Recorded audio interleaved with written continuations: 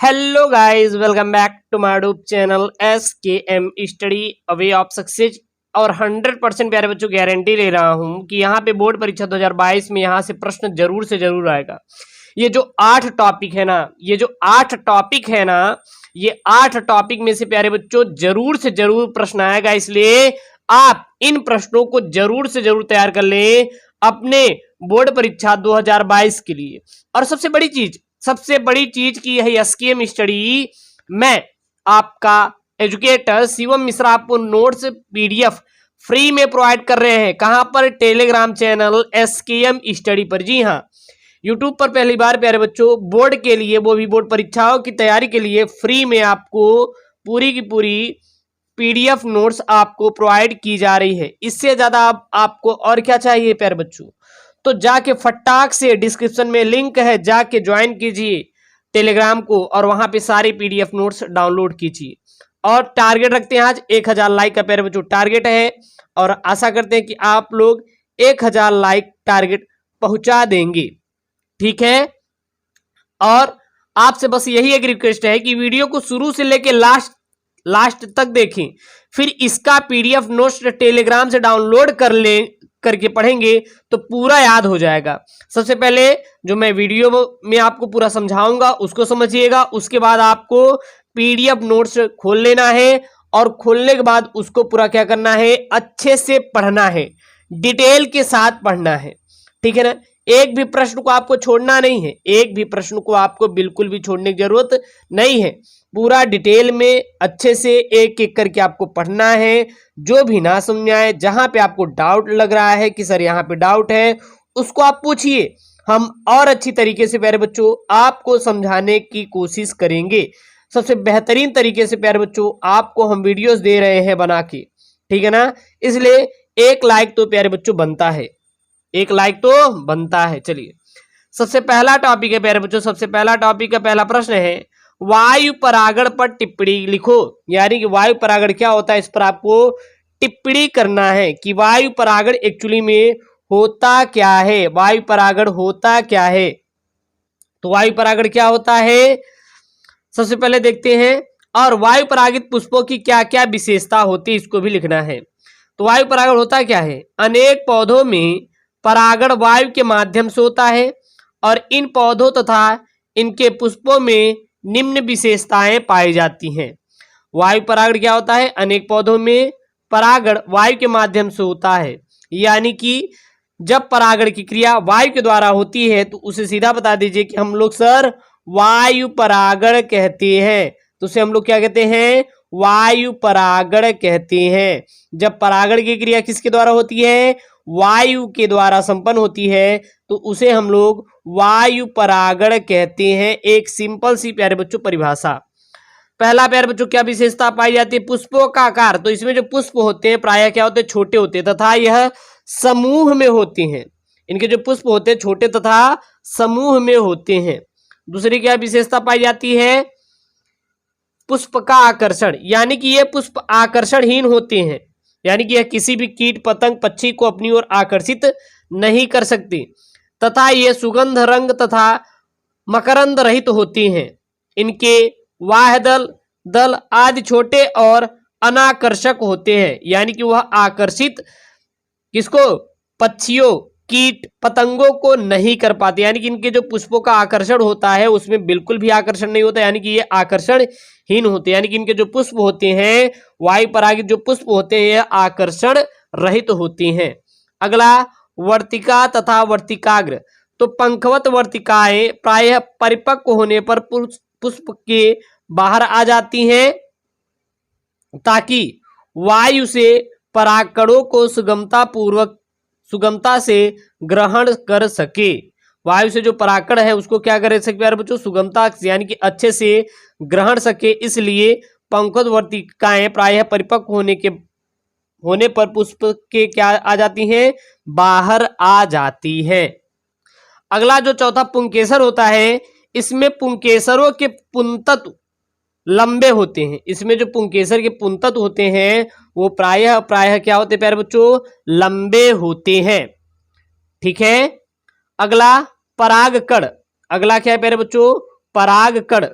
तो इसमें पराग कणों का निर्माण अत्यधिक मात्रा में होता है, और जो वायु परागण प्यारे बच्चों जो पराग कणों का निर्माण होता है वह बहुत ही ज्यादा और अत्यधिक मात्रा में होता है, क्योंकि वायु के माध्यम से इनकी हानि हो जाती है। ठीक है, तो इसमें पराग कणों का निर्माण अत्यधिक मात्रा में होता है क्योंकि वायु के माध्यम से इनकी क्या हो जाती है प्यारे बच्चों, हानि हो जाती है। क्लियर है इतना? आपको समझ में आया कि नहीं? एक बार आप लोग क्या कर देंगे प्यारे बच्चा, एक प्यारा सा कमेंट कर देंगे, एक प्यारा सा क्या कर देंगे, कमेंट कर देंगे। ठीक है ना? और कहीं पे कोई डाउट आ रही है तो फटाक से आप लोग प्यारे बच्चों कमेंट कर देंगे। अगला यहाँ पे टॉपिक है भ्रूणपोष पर टिप्पणी करो, यानी भ्रूणपोष क्या होता है उस पर प्यारे बच्चों क्या करना है, यहाँ पे टिप्पणी करनी है कि एक्चुअली में भ्रूणपोष होता क्या है। तो सबसे पहले देखते हैं या फिर भ्रूणपोष क्या है तथा इनके विभिन्न प्रकारों का वर्णन करूं। तो भ्रूणपोष क्या होता है, कुछ पौधों के बीजों में खाद्य संग्रह के लिए विशेष प्रकार की रचना पाई जाती है जिन्हें भ्रूणपोष कहते हैं। तो भ्रूणपोष क्या होता है, कुछ पौधों के बीजों में खाद्य संग्रह के लिए विशेष प्रकार की रचना पाई जाती है जिन्हें भ्रूणपोष कहते हैं, इन्हें ही भ्रूणपोष कहा जाता है। मक्का, गेहूं जैसे बीज जिसमें भ्रूणपोष पाया जाता है भ्रूणपोषी बीज कहलाते हैं। यानी कि मक्का और गेहूं में क्या पाए जाते हैं, इत्यादि ये बीज हैं जिसमें क्या पाया जाता है, भ्रूणपोष पाया जाता है, और इसे ही भ्रूणपोषी बीज भी कहते हैं। और अभ्रूणपोषी बीज जैसे कौन कौन से होते हैं, चना और मटर आदि में यह भ्रूण परिवर्धन में प्रयुक्त हो जाने के कारण परिपक्व बीजों में शेष नहीं रह पाते, यानी कि यह इसमें भ्रूण बिल्कुल भी नहीं पाया जाता, यानी कि ये अभ्रूणपोषी बीज होते हैं। कौन कौन से, चना मटर। अब यहाँ पे प्यारे बच्चों बहुविकल्पी प्रश्न बन जाएगा कि अभ्रूणपोषी बीज कौन कौन से होते हैं, चना मटर, और भ्रूणपोषी बीज कौन कौन से होते हैं प्यारे बच्चों, मक्का और गेहूं इत्यादि भ्रूणपोषी जीव होते हैं। तो इन सब चीजों के प्यारे बच्चों आपको डिटेल में अच्छे से आपको तैयार करना है।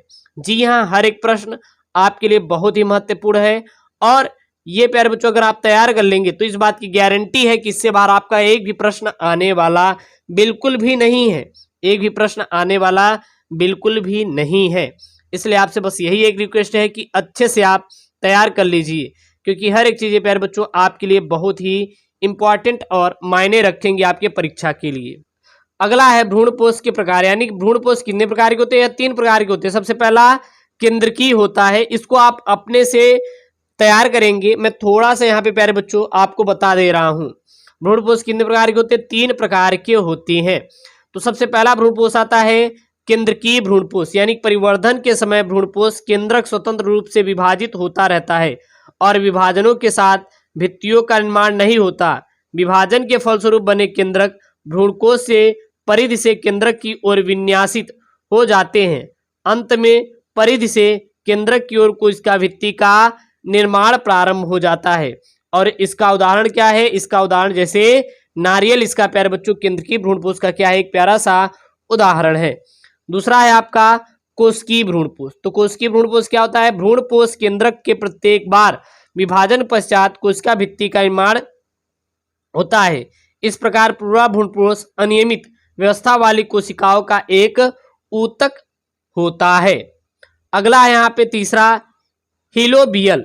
हीलोबियल देखे क्या है, तो भ्रूणपोष केंद्रक के प्रथम विभाजन के बाद कोशिका भित्ति का निर्माण होता है। इसके बाद दोनों केंद्रक भ्रूणकोष के अलग अलग भागों में स्वतंत्र रूप से विभाजित होते रहते हैं। अब नई कोशिका भित्ति नहीं बनती है और इस प्रकार हीलोबियल भ्रूणपोष केंद्रकीय और कोशिकीय भ्रूणपोषों के मध्य की स्थिति होती है। और ये क्या प्यारे बच्चों होती है, आपकी होती है हीलोबियल। क्या होती है, हीलोबियल। ठीक है।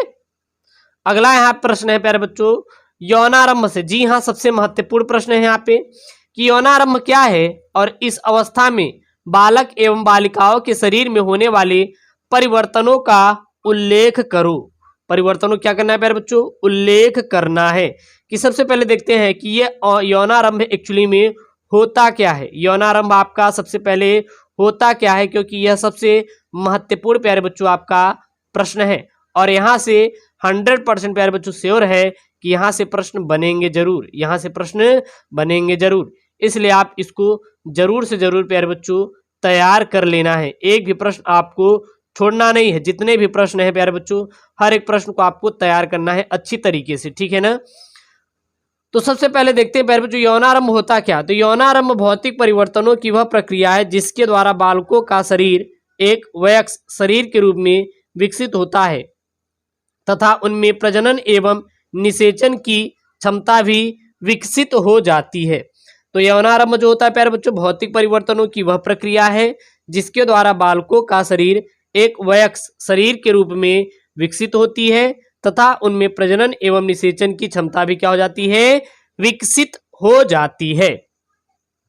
अब बात करेंगे कि बालकों में यौनारंभ पर उत्पन्न लक्षण, यानी जब बालकों का यौनारंभ होता है तो क्या क्या लक्षण उत्पन्न होते हैं। तो बालकों के शरीर में यौनारंभ प्रारंभ होने का समय 15 से 18 वर्ष का होता है।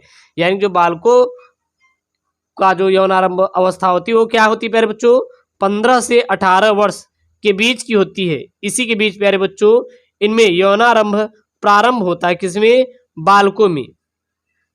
इसमें क्या क्या परिवर्तन होते हैं, बालकों का शरीर सुडौल हो जाता है और शरीर पर बाल आते हैं, आप देखे होंगे, और जो आवाज होती है उसमें भारीपन आ जाती है। उसमें क्या होती है, भारीपन आ जाती है।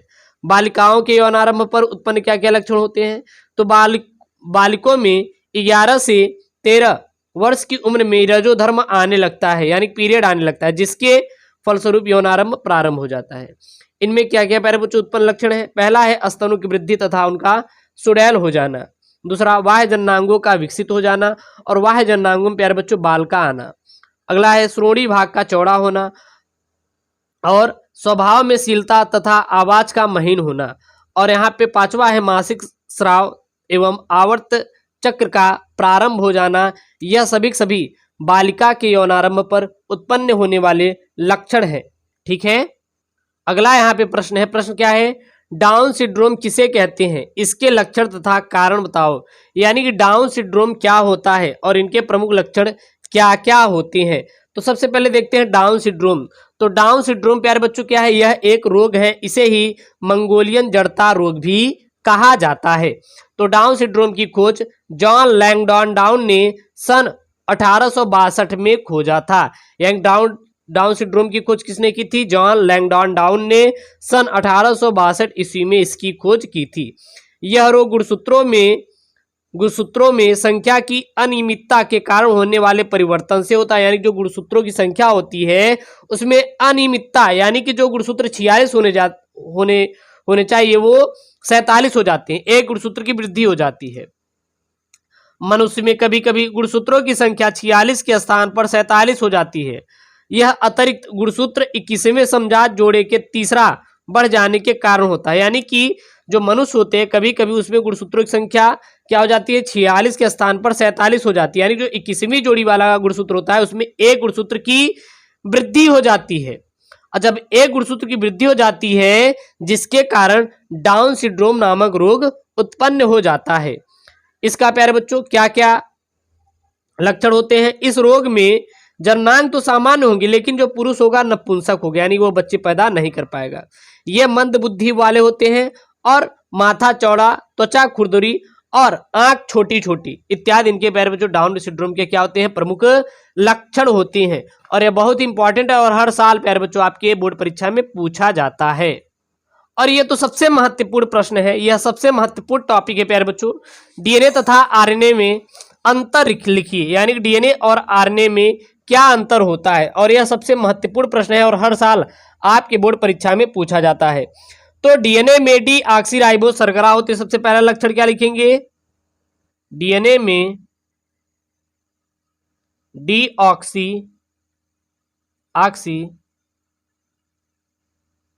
राइबोस शर्करा होती है। डीएनए में क्या होती है, डीऑक्सीराइबोस शर्करा होती है। और आरएनए में क्या होता है प्यारे बच्चों, तो आरएनए में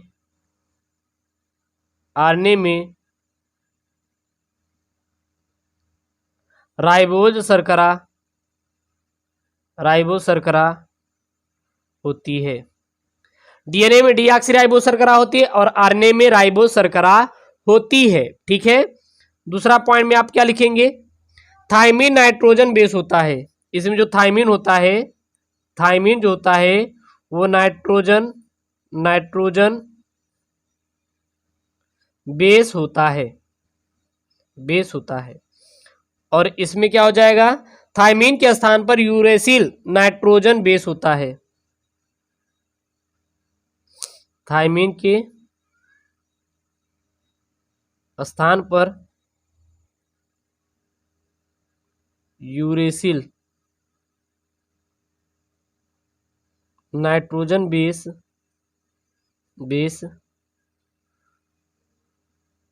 होता है। ठीक है, अगला प्यारे बच्चों तीसरा क्या लिखेंगे, तीसरा लिखेंगे यह अनुवांशिक पदार्थ है, यह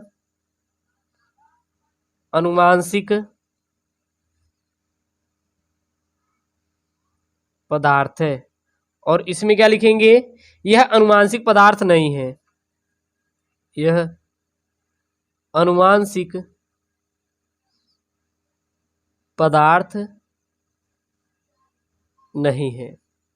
अगला प्यारे बच्चों चौथा टॉपिक क्या लिखेंगे, यह केवल केंद्रक के क्रोमेटिन सूत्रों में ही पाया जाता है, यह केवल केंद्रक के क्रोमेटिन सूत्रों में ही पाया जाता है।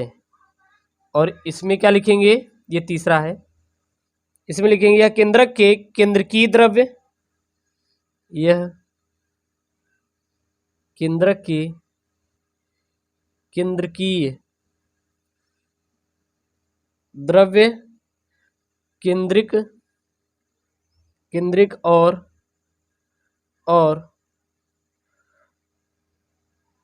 कोशिका द्रव्य में भी पाया जाता है, ठीक है ना। अगला अगर लिखना होगा तो लिख देंगे कि द्विगुणन के द्वारा अपने समान नए अणु उत्पन्न करते हैं, द्विगुणन के द्वारा अपने समान नए अणु उत्पन्न करते हैं। और इसमें क्या लिख देंगे, द्विगुणन का गुण नहीं पाया जाता, द्विगुणन का गुण नहीं पाया जाता है। तो ये प्यारे बच्चों डीएनए और आरएनए में अंतर है, जो कि बहुत ही इंपॉर्टेंट है। ठीक है, ये टॉपिक हुआ। चलिए अब 3 टॉपिक प्यारे बच्चों आपको होमवर्क के रूप में देंगे, नहीं तो नेक्स्ट वीडियो में प्यारे बच्चों आपको इसका सोल्यूशन भी आपको मिलेगा। ठीक है ना। और वो 3 टॉपिक हैं क्या, सबसे महत्वपूर्ण लास्ट के, जेनेटिक कोड क्या है और यह किस प्रकार कार्य करता है, इसको आपको तैयार कर लेना है। डीएनए की संरचना के वाटसन एवं क्रिक मॉडल को उपयुक्त चित्र बनाकर समझाइए और डीएनए की अर्धसंरचित द्विगुणन विधि का वर्णन कीजिए। और it is very important for your board exam 2022। अगर मान लीजिए इसको नहीं आ रहा है तो कमेंट कीजिए, मैं प्यारे बच्चों आपको नेक्स्ट वाले वीडियो में इसको जोड़ के बता दूंगा। और वीडियो को लाइक करिए, चैनल को सब्सक्राइब करिए और अपने दोस्तों के साथ शेयर जरूर करें। ओके दोस्तों, थैंक यू, जय हिंद।